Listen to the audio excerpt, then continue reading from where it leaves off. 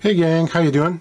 Got another fun one here for us today. This is a Gibson archtop that actually has a flat back, and I'm trying to figure out just what exactly it is because it doesn't have a label and there's no serial number, and these things can be difficult to kind of pin down.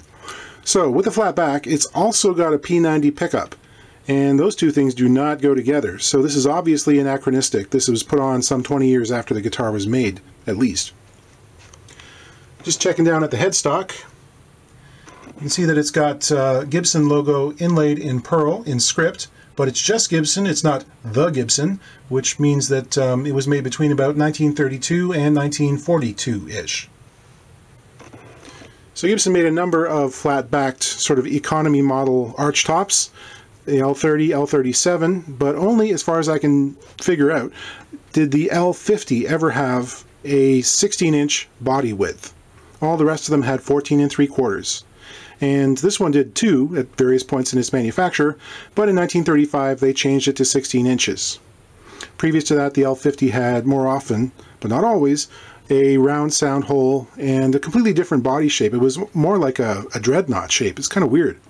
Anyway, so the other thing that we can look at is the tailpiece here. I know that in 1937 virtually all of these models went to the one that had the little diamond impressed into the metal.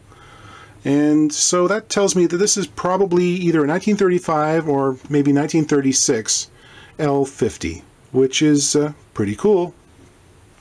So what's the issue? Back cracks. There's some previously repaired ones here. Nice long one here. There's actually got a fresh portion that's extended from the original repair. I'll have to get that done too. But this is the monster we're really concerned about. Big crack here that is actually, the back is loose from the two transverse braces that run across the body, from the crack to the center line, and on this one also from the center line to the edge of the body. As far as I understand it, this guitar spent a lot of its life in the southern US. You know, it got used to the nice humid conditions down there, didn't make the transition north very well. There's been a lot of shrinkage. I can tell that the transverse bar here at the waist is actually sticking out past the side of the instrument and has pushed the binding away by about 1/16 of an inch. And there's a similar condition on the top down by the tail block where the side is actually tipped away from the body slightly. It's so stiff I can't get it back in line. That tells me that the sides have sprung out of parallel. They've been pulled in. So the question to ask is, what is the right thing to do for the guitar?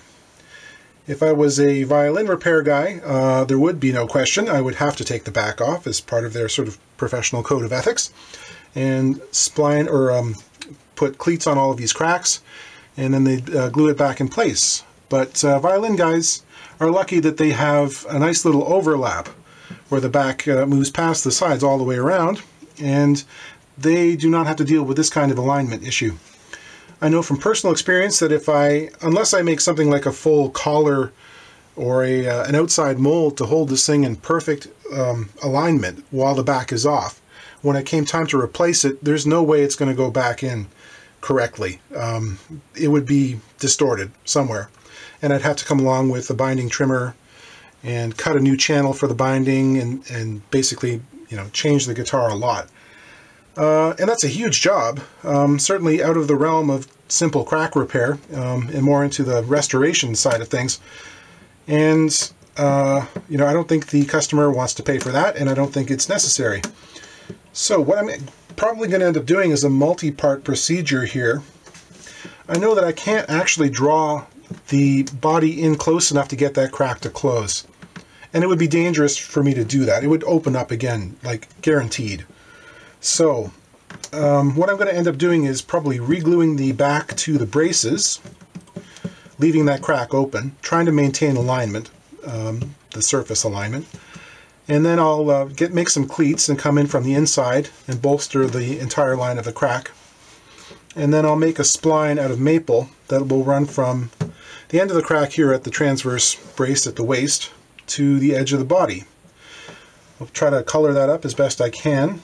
And then I will put a little finish on it and we will call it a day. So that sounds like fun. Hope you'll stick around and we'll get it done. This is a flexible metal spatula which I'll use with some 220 grit sandpaper to clean out the joint that I'll be making between the brace and the back. Just get rid of any old oxidation or old glue that's in there. And after that I'll use a wet rag to pull as much dirt from the joint as possible before I start the glue up.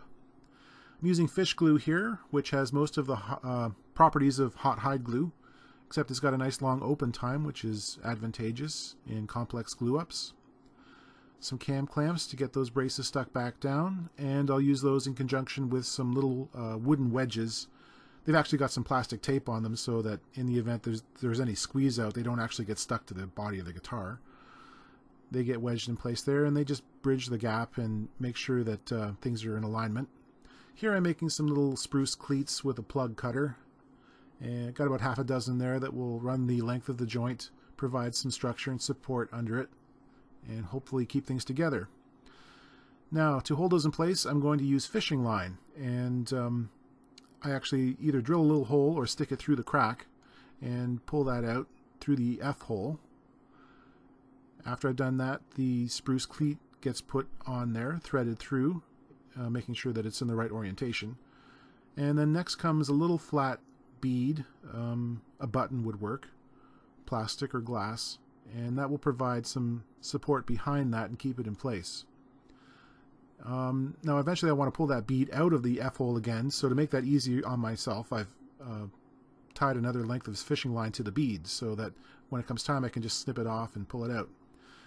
This technique works really well in places that you cannot get a tool in. Even magnets are difficult to navigate in a body this size. And those get held in place using this little device I made up with an old guitar tuner. It just winds the fishing line up, and again it spans the crack and holds the two surfaces in alignment with each other. Works well. Now it's still open, so I'm using this little scratch tool to make sure the sides are good and clean and parallel with each other. And I'll inlay the strip of maple. Once you get some glue on it, it starts to get really tight. It swells up, which is nice. And I'll trim that down carefully, and then I'm using some Prismacolor alcohol-based markers in various shades to try to come up with a color that's, pleasing.